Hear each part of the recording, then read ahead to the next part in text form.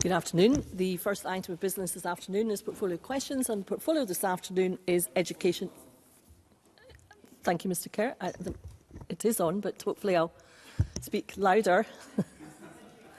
The portfolio this afternoon is education and skills, and I would remind members that questions 1 and 2 are grouped together, and therefore I shall take supplementaries on these questions after both have been answered. And at question number 1, I call Emma Roddick. Whether it remains committed to free university tuition in light of the UK Government's decision to raise tuition fees for universities in England. Minister Graham Day. It's been a guiding principle of the Scottish Government that higher education in Scotland should be based on the ability to learn and not the ability to pay. I can confirm that the Scottish Government remains resolutely committed to free tuition for Scottish domiciled students. Emma Roddick. I thank the Minister for that clear answer.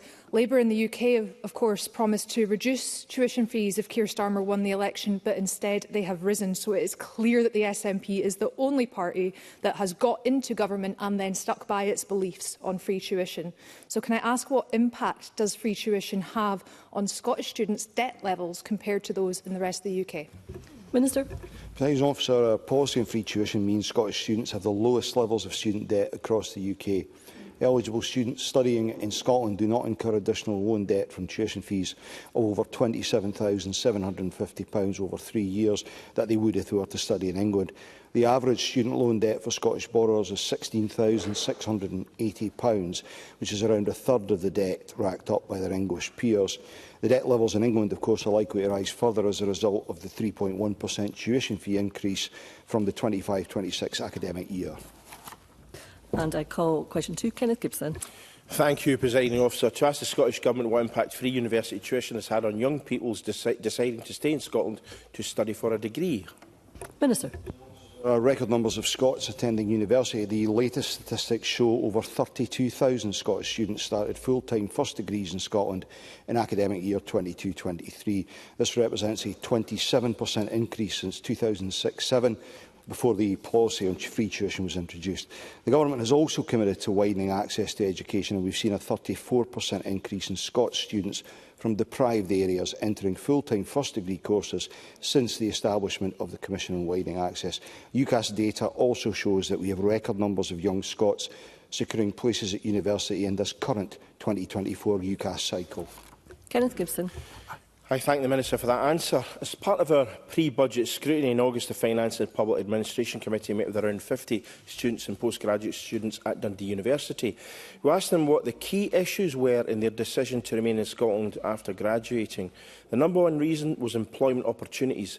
The second was that they had received free tuition and some clearly felt an obligation to give back. Does the Minister agree that retaining young people in Scotland is yet another important reason to ensure we retain free university tuition in Scotland? Minister. Presiding Officer, I absolutely do agree with Kenneth Gibson. We recognise the valuable contribution that Scottish graduates make to society. Free tuition is supporting Scottish students to go to university or college and gain the skills they need to drive Scotland's potential in key sectors for the economy. Indeed, statistics released by HESA in June showed the proportion of Scottish university full-time first-degree graduates moving into work or further study sits at 90.4%. But I do believe there is more for us to do around improving understanding among students of all of the careers opportunities which their degrees open up for them.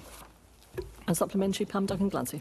Thank you, Deputy Presiding Officer. And the Minister is right to point out the impact that good university education can bring. But can I also ask the Minister about the impact of another of the Government's choices, which is to cut £1.8 million from mental health services in universities, to, and I quote from an answer that he gave to me in a PQ, to move to a more mainstream approach.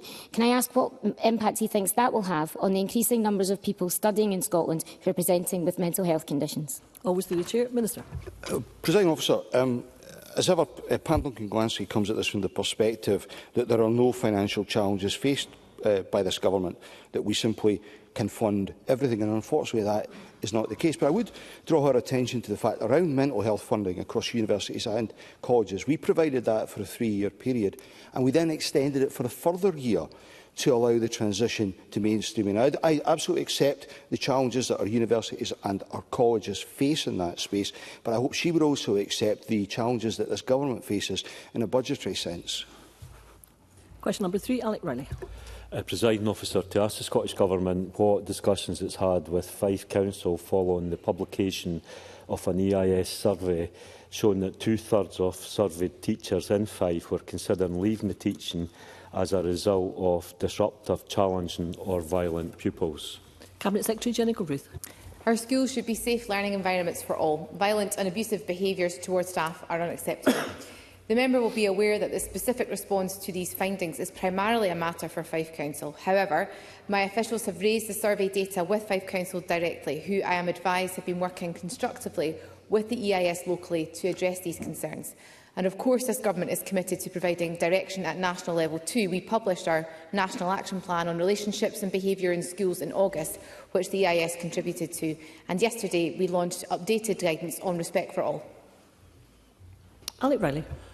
Presiding Officer, this week I met with the EIS Fife and Unison Fife, who certainly raised their serious concerns at the lack of response and action. They highlight the level of additional support needs that in Fife that are not being addressed.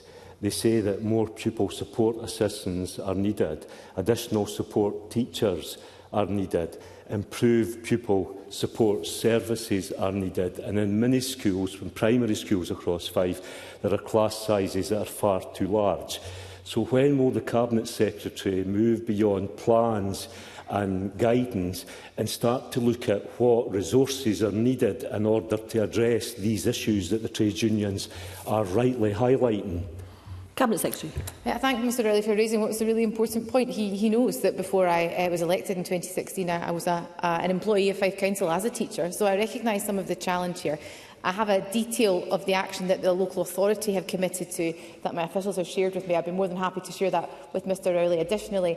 And of course, if he would like me to meet with him and the EIS locally, I'm more than happy to engage with them on these issues too. He talked about challenges in terms of resourcing, and I think it is worthwhile again putting on the record that the Government in this financial year is spending record levels on additional support needs, so £926 million in the last financial year alone.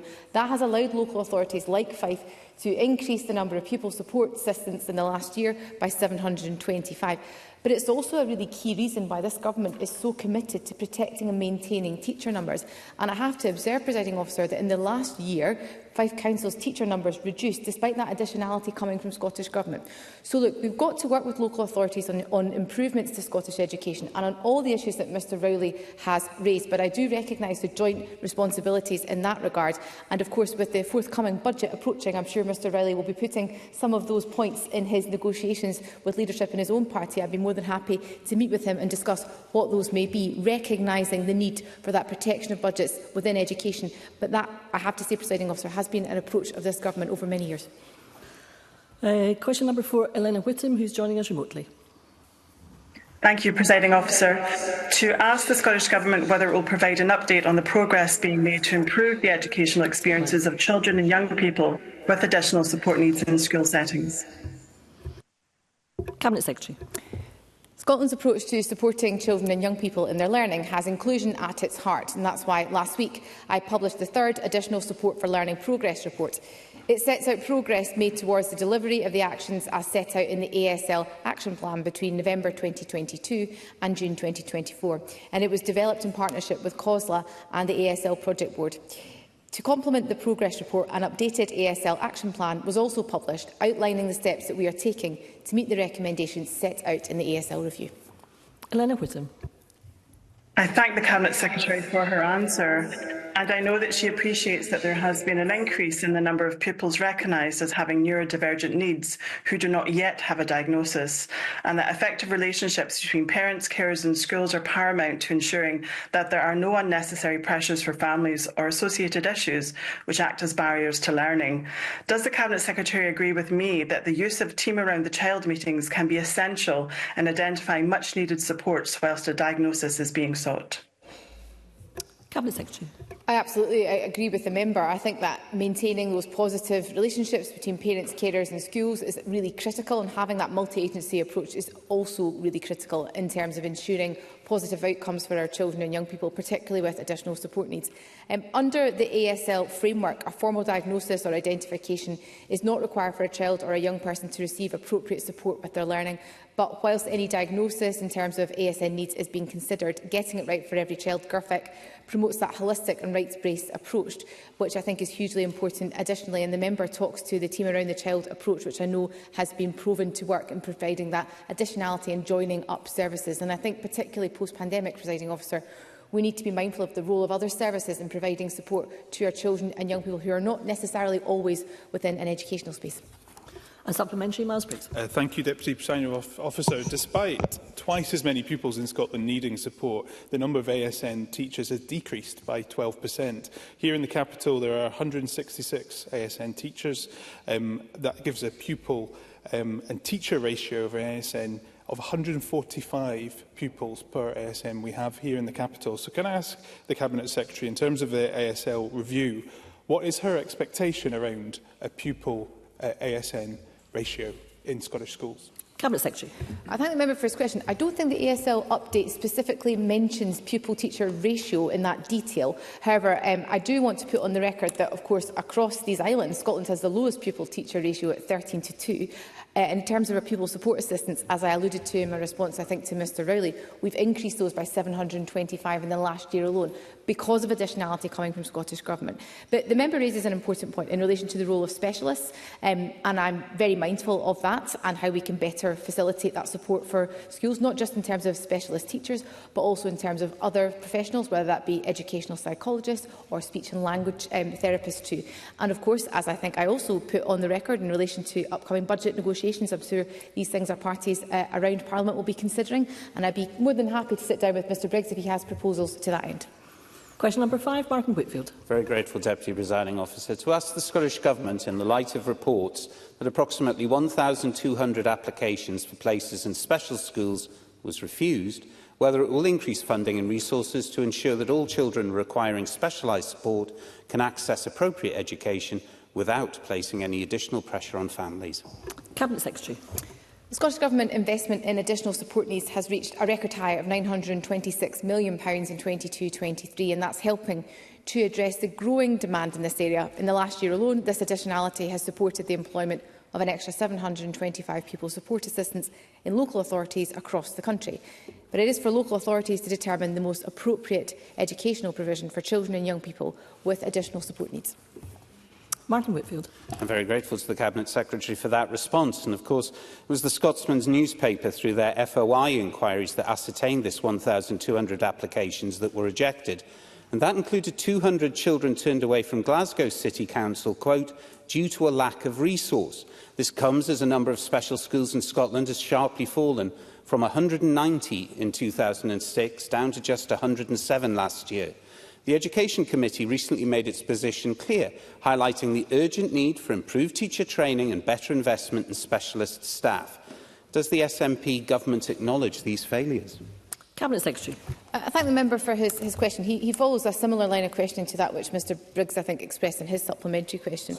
And I've given some of my response to his question in that regard. But I do want to touch on teacher training, because within the ASL Action Plan update, one of the issues that the committee raised with me, actually, was the predominance of support for initial teacher education and how we can be certain that all trainee teachers are getting the level of support they need in terms of additional support needs. So my response to that from the committee, from the ASL Action Plan, was to commit to us surveying and working with initial teacher education institutions to look at what the provision of support is for our teachers in that initial year if they undertake the postgraduate or undertaking the BG, the 4-year degree, the BEd. It looks slightly different. So I think it is important we look at teacher training. We ensure there is consistency across the piece. And these young people are part of our system. They're not an add-on anymore. In schools I visit now, sometimes over 50% of the pupil population has an additional support need. Part of the change here, I also should identify, Presiding Officer, has been the shift in the way in which we measure additional support needs. And our change to that in 2010 has meant that we've had an increase in terms of the numbers. I think that's the right thing to do, but we should also reflect that we may need to look again at how we resource and how we provide that support. I've put on the record today a number of Cabinet Secretary, we need to bring it to a close because I need to ask the next MSP to ask the question. Thank you. And supplementary, Claire Hawkey. Thank you, Presiding Officer. Can the Cabinet Secretary set out what support has already been put in place by the Scottish Government for ASL? Cabinet Secretary. Presiding Officer, a range of actions have been carried out today. I can highlight that we have established the Success Looks Different Awards to co-create and collaborate with children and young people and with their families. Work has also begun to establish parent groups with local authorities of those who have children with additional support needs to achieve this objective. Professional learning opportunities for our teaching and support staff continue to be a priority, and while we know that there is more than one approach to addressing the issue of staff training, we remain committed to exploring options regarding initial teacher education, as well as taking further steps to improve the support available for teachers in other areas. Question number 6, Stephen Kerr. To ask the Scottish Government what information it holds on how many of last year's newly qualified teachers have a permanent contract to teach in a Scottish school. Cabinet Secretary. In Scotland, we have the most teachers per pupil in the UK, and 876 newly qualified teachers moved into permanent contracts last year. This includes full-time and part-time permanent contracts. As the member will know, teacher employment is currently a matter for local authorities as employers, but this government values our teachers, and we are doing everything possible to help to maximise the number of teaching jobs available, including permanent posts. As part of this, we are providing £145.5 million to local authorities to protect teacher numbers.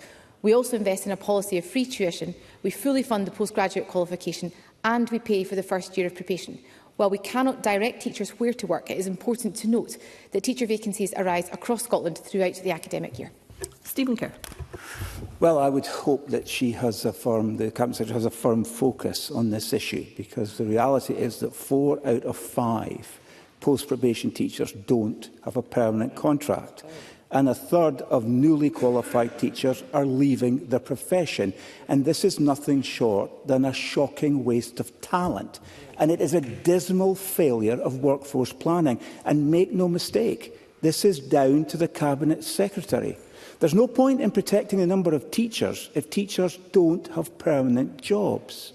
So will she insist that the £145.5 million of additional funding that she is withholding is used to create permanent jobs? Cabinet Secretary. I thank the member for his question. I think he raises a very pertinent point, certainly one that I'm very focused on to give him assurance at the current time. He will know that I have taken action not to pay that money out, as has happened in previous years when we have seen local authorities be in receipt of funding and cut teacher numbers at the same time. I don't think that is a sustainable position for any government to be able to defend. But in terms of recruitment and retention, there are 3 key challenges that I'm really focused on at the current time. The first relates to our primary teachers, because we know there are a number of primary teachers who are unable at the current time to secure permanent posts, which is the issue that the member rightly raises just now. And I want to find some quick solutions to try to essentially deliver on some of the members' aspirations here. There are some innovative approaches that we are looking at the current time. So, for example, encouraging primary teachers to gain an additional qualification to become an additional support needs specialist if they would like to, if they would consider that an option, which also has additional benefit of supporting the growing number of children with ASN, as we have heard this afternoon, Presiding Officer.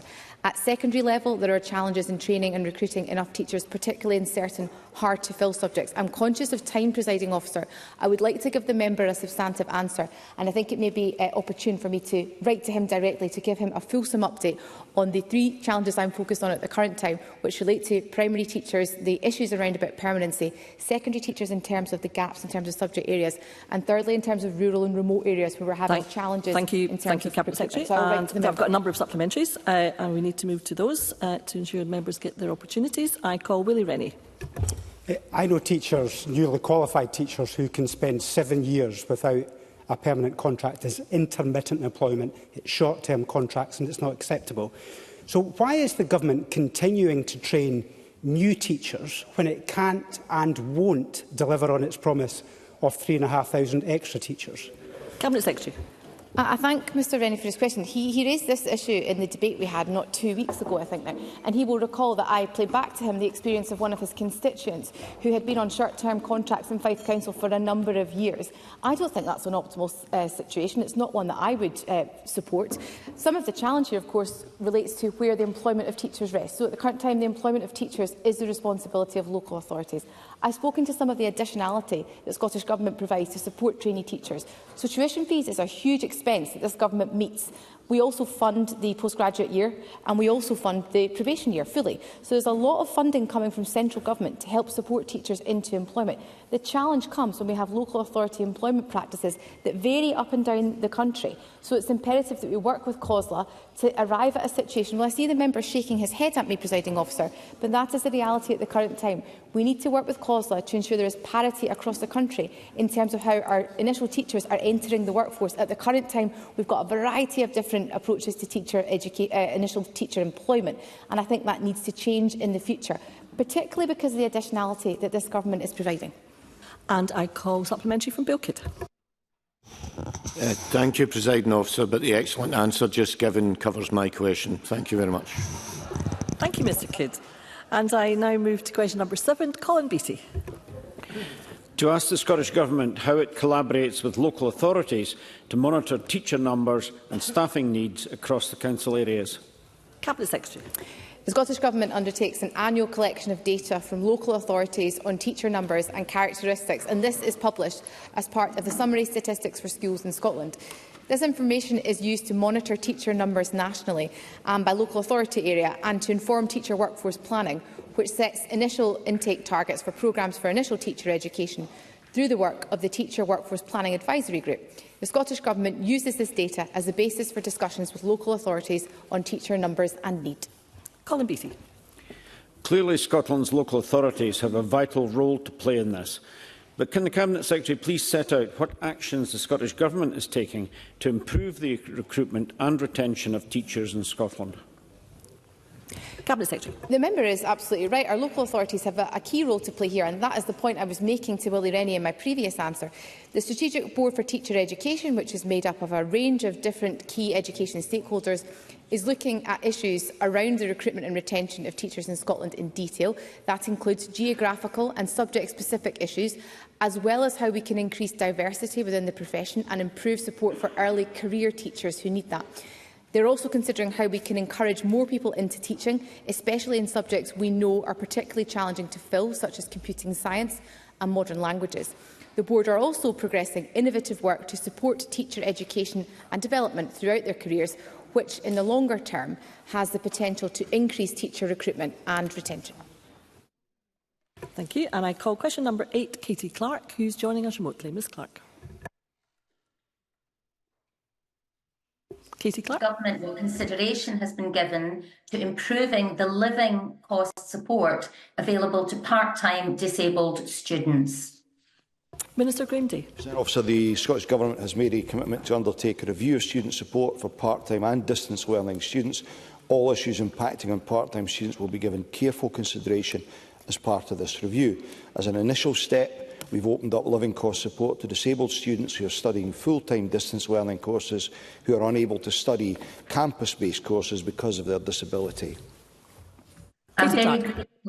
I'm very grateful to the Minister for that answer because, as he knows, full-time disabled students get living cost support, but many disabled students are part-time. For example, the Open University says that 28% of their disabled students are part-time, and part-time students don't get the same levels of support. So does the Minister agree from what he said that for reasons of equality and fairness, that there is a strong case for part-time disabled students getting parity and increased access to living costs?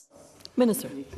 Presiding Officer, whilst part-time students can't receive living costs via bursaries or loans, they can access disabled student allowance via SAS if studying at least 50% intensity of full-time equivalent courses. That also extends to those studying via distance learning up to and including course credits leading to a degree.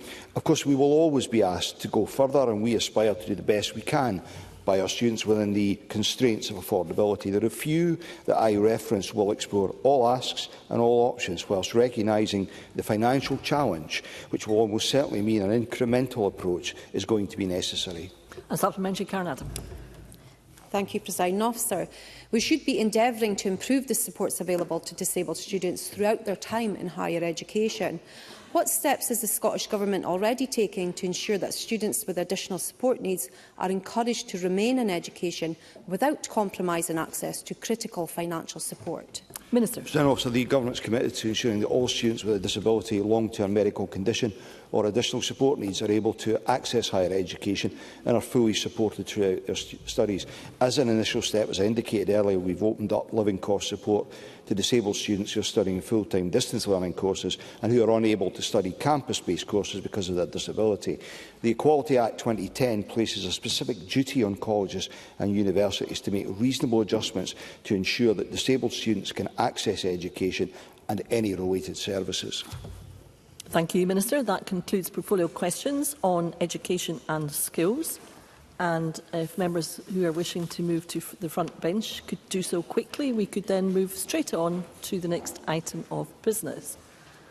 Thank you.